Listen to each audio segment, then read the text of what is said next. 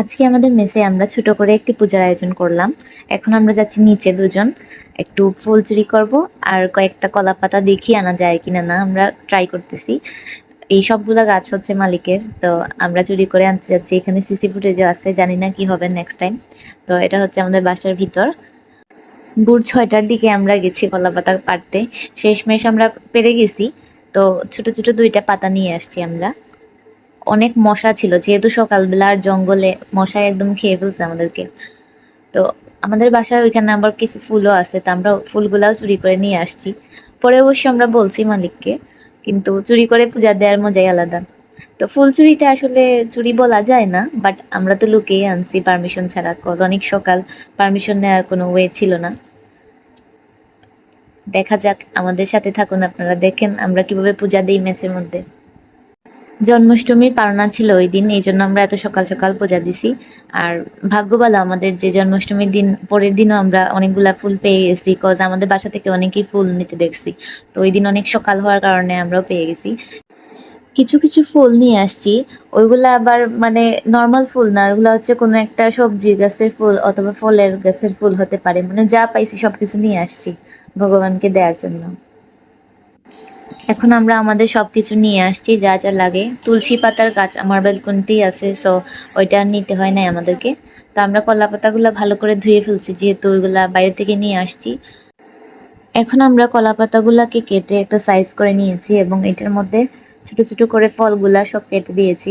যেহেতু ওইখানে মেসের মধ্যে আলাদা কোনো ইয়ে নাই, তো এই জন্য টেবিলের উপরে যে এখানে ঠাকুরের মূর্তি থাকে ওইখানেই পূজা চলতেছে, পড়ার টেবিলের উপরে। আমরা আমাদের মতো ছোট করে একটা আয়োজন করে নিয়েছি। ভগবান এমনিতেই বুঝবেন মেঝের পূজা, সো আমরা যে এরকম পারি তুলসী স্নান করিয়ে ফেলছি ঠাকুরকে, আর ছোট করে একটা পূজার আয়োজন করে ফেলছি।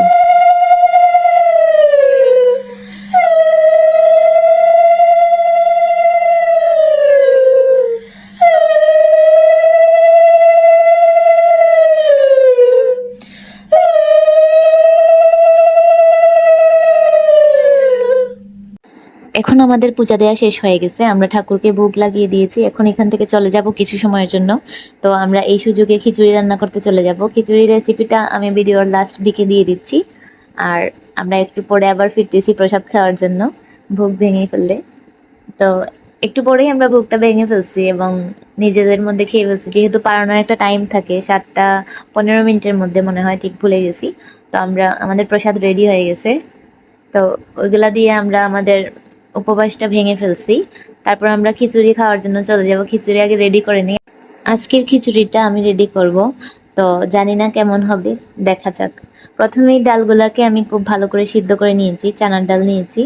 তারপর ওইটার মধ্যে কিছু সবজি ধুয়ে দেন চাল আর সবজি একসাথে ওইটাতে মিক্স করে দিয়েছি। যখন ডালগুলা হাফ সিদ্ধ হয়ে গেছে ঠিক তখনই। তো এই যে দেখেন না, আমাদের ডালগুলো হাফ সিদ্ধ হয়ে গেছে। দেন আমি চাল আর সবজি একসাথে মিক্সড করে দিয়েছি। তারপরে একটু পরিমাণ মতো হলুদ দিয়েছি, লবণ, তারপরে মরিচের গুঁড়া দিয়ে দিয়েছি। কাঁচামরিচও দিতে হবে ওইটাতে, তো আমি ভুলে গেছিলাম, সেজন্য আমি একটু পরে অ্যাড করে নিয়েছি, ওইটা কোনো ব্যাপার না। কাঁচামরিচও দিয়ে দিয়েছি। চাল আর সবজি দিয়ে দেওয়ার পর থেকে কিন্তু একটু পর পর ওইটাকে নাড়াতে হবে, না হয় নিচের দিকটা লেগে আসবে। তো কিছুক্ষণ পর পরই এটার কাছ থেকে সরা যাবে না, একটু পর পরই এটাকে নাড়া দিতে হবে। তারপর যখন দেখবেন এটা প্রায় হয়ে গেছে সিদ্ধ সবগুলা, তখন পরিমাণ মতো মানে পানি দিয়ে দিবেন, একটু যাতে গরম করে দিয়ে দিবেন পানি, যাতে ওইটা আর ঠান্ডা না হয়। তারপর একটা কড়াই ভালো করে গরম করে নেবেন, এটাকে সম্বাস দিতে হবে। তো সম্বাসের জন্য আমি নিয়েছি 5 ফোড়ন, শুকনো মরিচ আর তেজপাতা নিয়ে নিতে হবে। আমি ফার্স্টে মরিচগুলো ভেজে নিয়েছি, তারপর একটু তেজপাতা দিয়ে দেন আমি ওইটাতে 5 ফোড়ন অ্যাড করে নিয়ে খুব ভালো করে একটু ভেজে নিলাম। তারপর ওইটাতে খিচুড়ি ঢেলে দিলাম। আমাদের সম্বাস হয়ে গেছে। তো সম্বাসের হওয়ার পর একটু ভালো করে ওইটাকে নাড়াচাড়া দিয়ে একটু রান্না করতে হবে। তারপর ওই কড়াই যেটা আছে ওইটা ড্যাগের মধ্যে মিক্স করে দিয়ে রেডি হয়ে গেছে আমাদের খিচুড়ি। এই যে দেখেন, কালারটা এত সুন্দর হয়েছে, দেখেই মনে হচ্ছে এখন আর একবার খেয়ে ফেলি, কিন্তু এখন আর নেই। তো ওইটা অনেক টেস্ট হয়েছিল, ওই দিনের ওইটা সব থেকে বেস্ট হয়েছিল। আমার মনে হয় যে ওইটা পূজার জন্য হয়েছে, এই জন্যই বেস্ট হয়েছিল। তো এই ছিল আমাদের পারনার দিন।